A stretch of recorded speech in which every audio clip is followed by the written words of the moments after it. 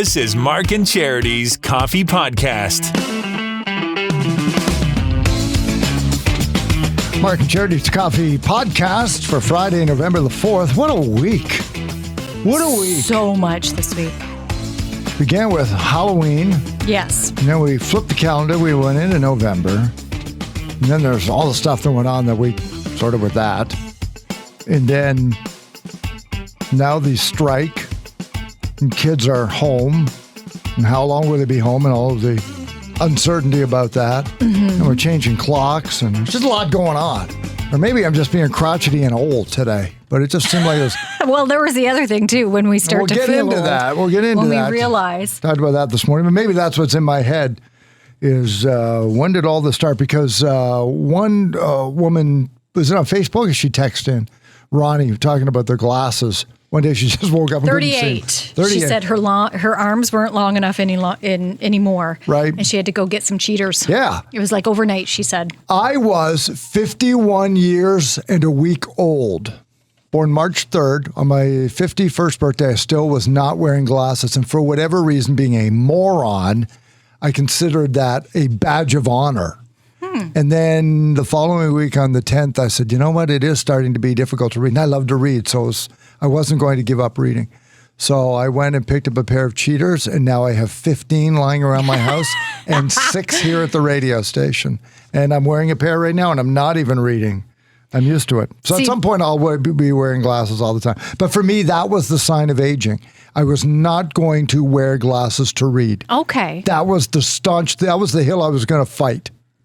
I don't know why. Well, the average is 42. Yeah. And that is currently what I am. When people consider themselves aging. Is 42. But I would say I was 40. It sounds like a cliche, and I'd heard it. You turn 40 and things start to move and creak, and you feel things and you can't do things. Exactly. You can't do things. You need glasses. You can't hear. I'd say 40 was when I started to notice the wrinkles, the crow's feet around my eyes. 40 was when I started to notice that it wasn't so easy to drop weight.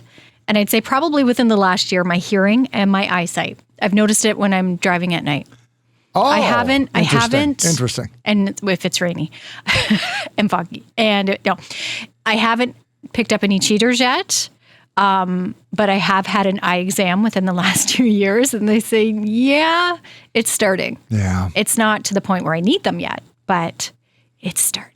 I remember when I turned 40, that very day, somebody said to me, 40, now watch it fly. And I thought, okay. And now on my next birthday, I'm going to be 60. And I don't know. Flown? I don't know where the last 20 years went. 20 years. Like that's a generation. Yeah, it is. 20 years is a generation. Yep. Gone. I felt like that was 5 years ago. He said that. Nope. It was almost 20. It's one of those things, though, where I look back and it's true. I always thought, now that I am in my 40s, I don't feel like I'm in my 40s. Exactly. And we've had this conversation before. That's 40 right. to me was always so old. I remember when my parents turned 40. I remember my dad's 40th birthday party. Being like, oh my gosh, my dad's so old. Yeah. And now I think back and making that connection, because that's part of being an adult too. When you think back to your parents at this age, you think, wow, they were so young. And yet I saw them as being so old because I myself feel so young. So young. Still I mean, at 40. I still have, for the most part, other than Flex, dark black hair at 59. Oh, I know. My dad was white in his 40s. But again, and we've said it before, he was raised in the Depression and went to war. 40 for your dad was very different than 40 for you or me. Totally me being different 40, life. Yeah. Different for you. Like it does go generation. It's very different for every generation that comes along. And again, you mentioned the hair. In the last year, I've noticed grays. It's the first time I've really seen a gray hair on my head. On yours? No, not on you, because your hair is still very dark. You have like for maybe a man flecks. Of 59, yeah. Yes, because my husband's been gray since he was 16. So he's been gray a long time. I've been asked if I color my hair, and I don't. Nope. The survey we're talking about are the polls of 2,000 people, representative of different generations. So the few baby boomers who are still picking up a phone and want to talk to people. Gen X, Gen Zs, and millennials. So they were all asked about it. Now, the Gen Xers, who are very young, were shocked to hear that when you turn 40, you're not going to be able to do as many push-ups as you can do right now. And they're like, oh, please, I'm going to be fit when I turn 40, as fit as I am now. And the rest of us are yelling from the other side, you just wait. Good on you if you think you can. Oh, you're so young. Because we're all going to spin class and yogas and everything that they do, right?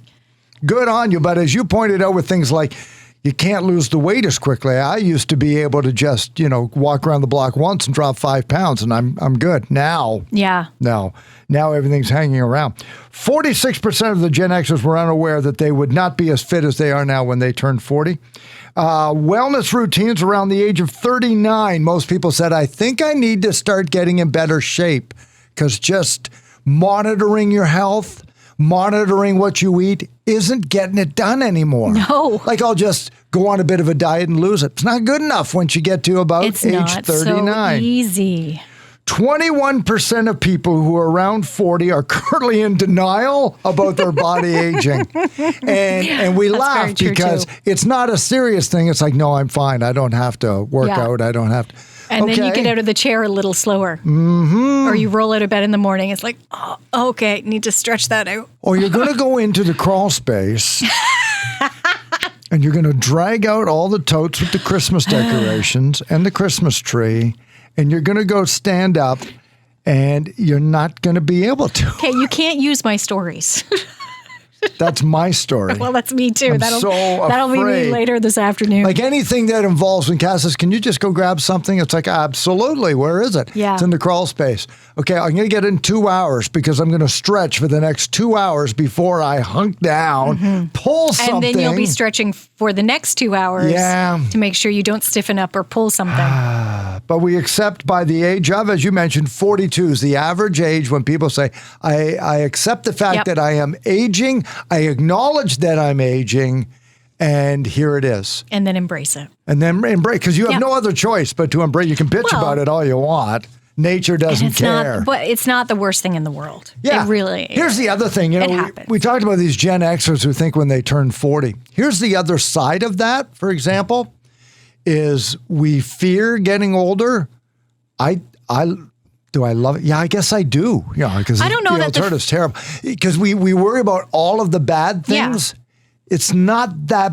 I haven't got to the point where it's that bad. I don't necessarily believe the fear is there like it used to be. I think at one time, I think generations. Just look at Hollywood.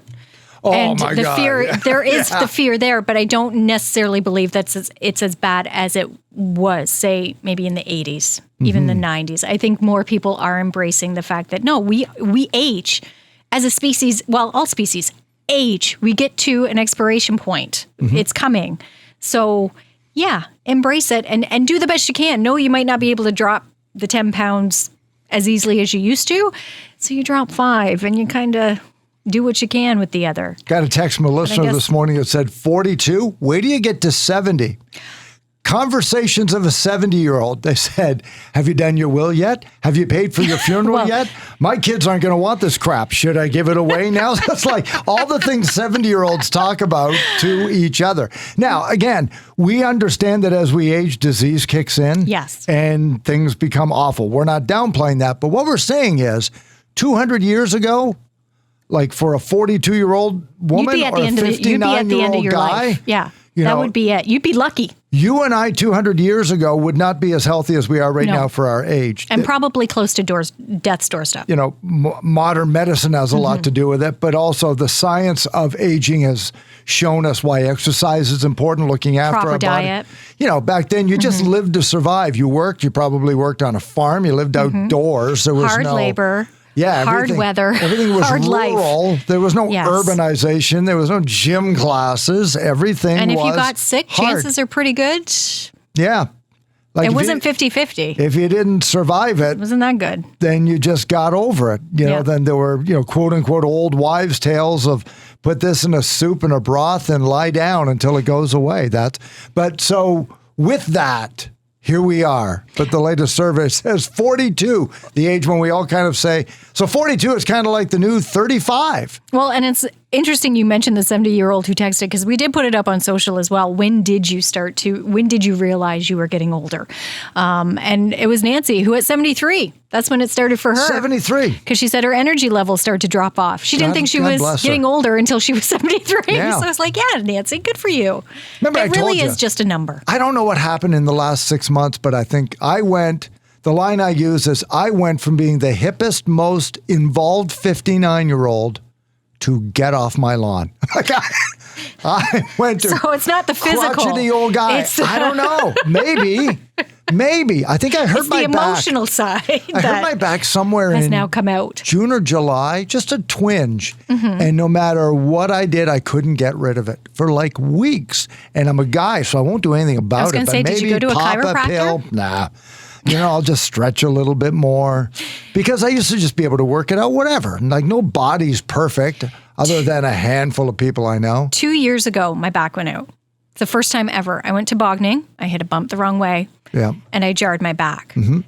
And I have never felt anything like that before. And I did. I went weeks. I was like, it'll be fine. Debilitating. It'll be fine. It wasn't until I could no longer bend over. Mm-hmm. I was like, I should probably do something about this. First time I went to a chiropractor, and it was amazing. Yeah. And since then, I've had to be careful. I've had to be very careful. So there's another sign that things just don't pop back the way they used to. So if you're 41, embrace it. It's around the corner. It's coming. It's coming, and it's all good because, again, the alternative isn't good. Yep. So we talked about that this morning, and also a little bit of time with the American $1.2 billion jackpot that's going in the Powerball Lottery. That is obscene. That is absolutely obscene. Didn't go on Wednesday. So tomorrow night, the jackpot is $1.5 billion. Largest ever was 1.586. So if it doesn't go, this will be the biggest.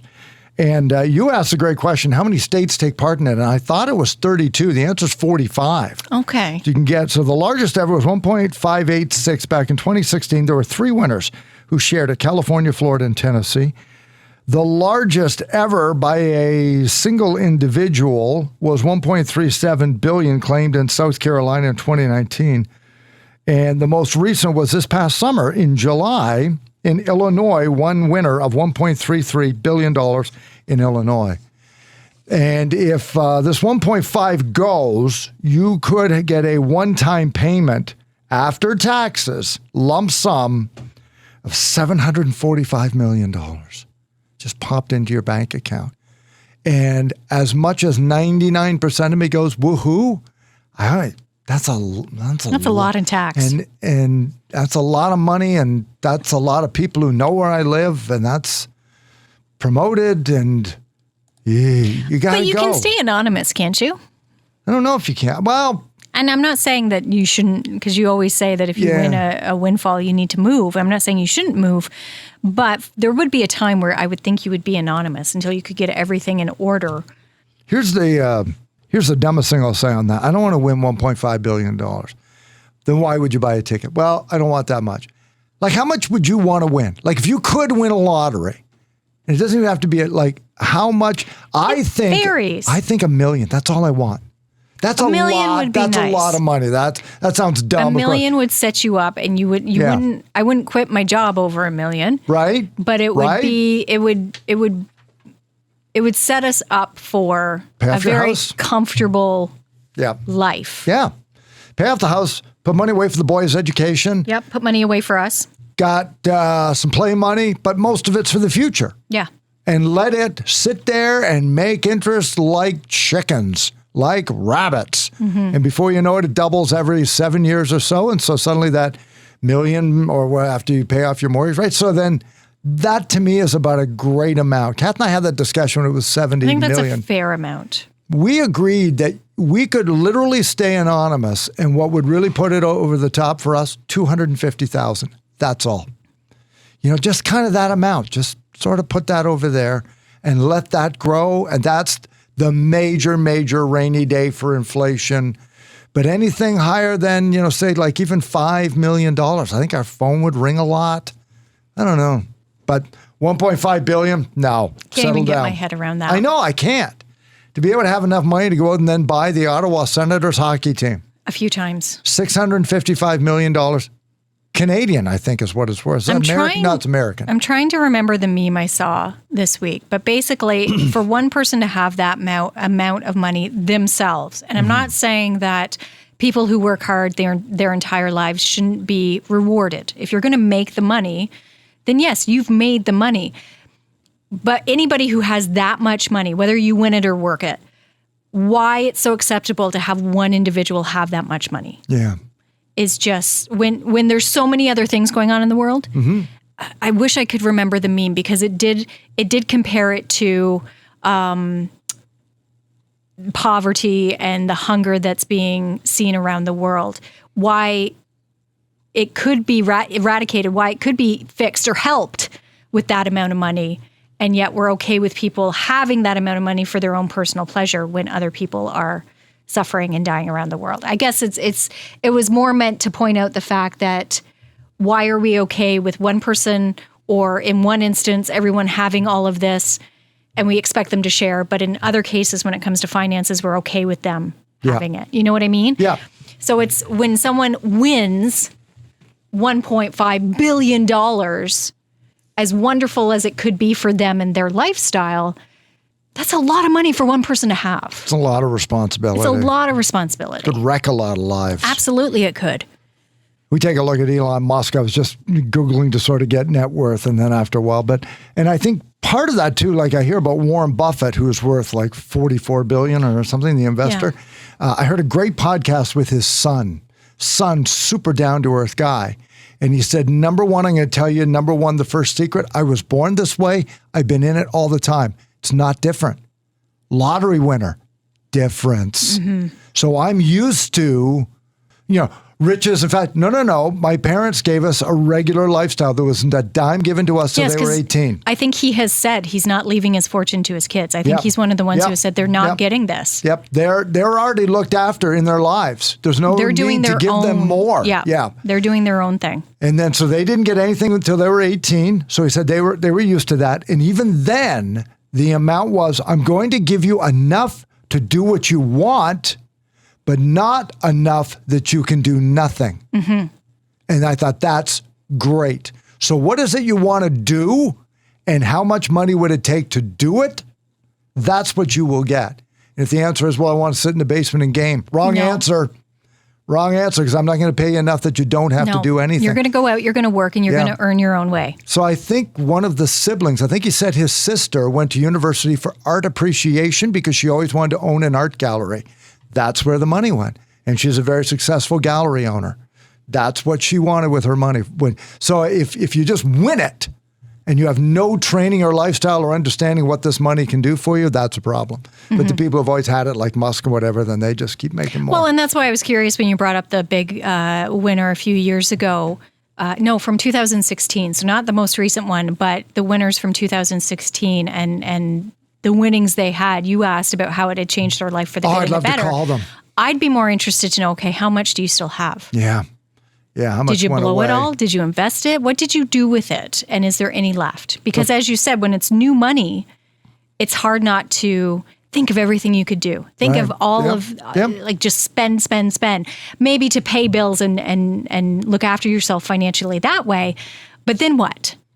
And you don't have to look any farther than professional athletes, many of whom came from tough upbringings and tough backgrounds, to suddenly, signing a $20 million contract. And then you wonder by 28, how'd they go bankrupt? Yeah. The average NFL, for example, career, we look at Tom Brady and we think it goes on forever. Nope. The average NFL career is just months under 3 years long. Wow. The average NFL player, when drafted and plays less than 3 years. The guys that go on and play for 15 years are not the regular. They're the exception. Most of them, you never hear. They play for just a couple of years and then they get cut. See, the starters you hear, but all these other ones that move around, you rarely ever hear them. So they signed a couple $1 million, $3-4 million. I'm never going to make $4 million in my lifetime. So I think, boy, to just set that up, and yet by the time they're 28, it's all gone. And you hope they stuck through the education. So and with football especially, you come out of it with some serious health issues as well. Yeah. Possibly. Yeah. But again, that notion of not having anything, having everything you've ever dreamed of, careful what you wish for. So, but anyway, hope you win Lotto Max this weekend, listener. You know, it's 18 million. It's only 18 this? It's only 18 million. See, that's manageable. We'd have to move, but it's manageable. Oh, all right, even though, it's kind of, to get your head around that. Wow. Yeah. I win $20, I tell everybody. Exactly. And then, of course, it's time change weekend, back to standard time. And science pointed out through years, as I laughed, it's my one of my 2 times a year I get to poo-poo the fact that everybody gets up in arms. It makes such a difference on your health. Oh, now, 7% more car accidents. Like, what are we, That's 6? daylight saving time. This is standard time. Yeah, it's totally different. Totally. We gain the extra hour, and I'm all for sleeping in on Sunday morning for that. But you did point out that science says, hey, this standard time, because of more light in the morning, yes, I will be the first to bitch and complain about being dark at 5 o'clock because we get up so early. Then if I have a nap and then I wake up, it's dark again. And that's the problem I have, a lack of sunlight. And yet, standard time does afford us better mornings. Well, and that's what it plays into. It's our sleep schedule. And they say it's much better to wake up when there's light as opposed to the dark. Unfortunately for people like us, we can't get away from it. No. We wake up in the dark. But you can poo-poo standard time all you want. Yes, there's fewer daylight hours, but that morning light is what really affects us. It kickstarts us for the day. It helps us stay focused both at work and school. They say it's been proven. That light kick in the morning gets us going. And overall, they say it helps reduce cases of cancer.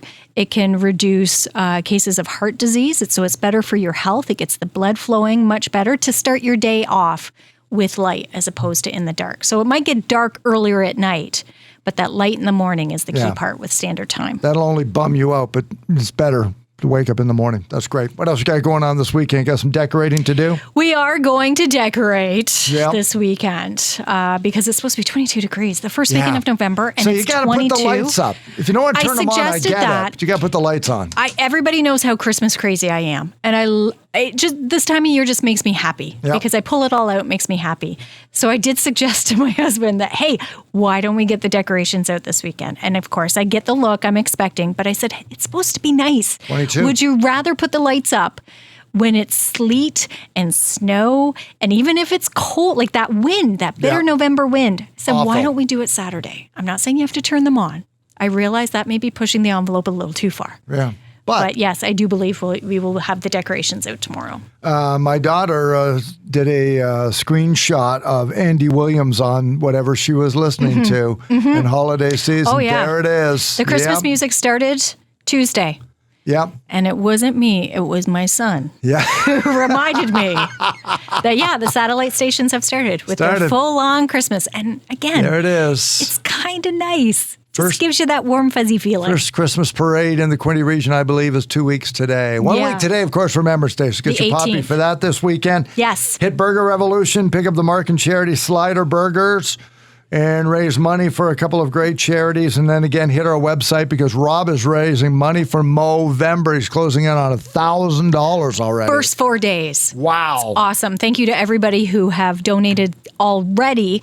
But yes, it is going on for the next 3 weeks, right through the month of November. So help us support Rob and get behind Movember and his campaign to raise awareness for men's health this month. Have a great weekend. On Monday when we get back at it, Beat the Bank is going to be here. It could be as much as $10,000. It could be as much as $1.5 billion for Sandra Hussey, because you wouldn't go past $10,000 anyway. We could say it's $1.5 billion, but once it gets to $400, if you get to $10,000, we all get. You're not going. You're not going to keep going. Sandra Hussey's panicking right now. Like, what are you guys talking about?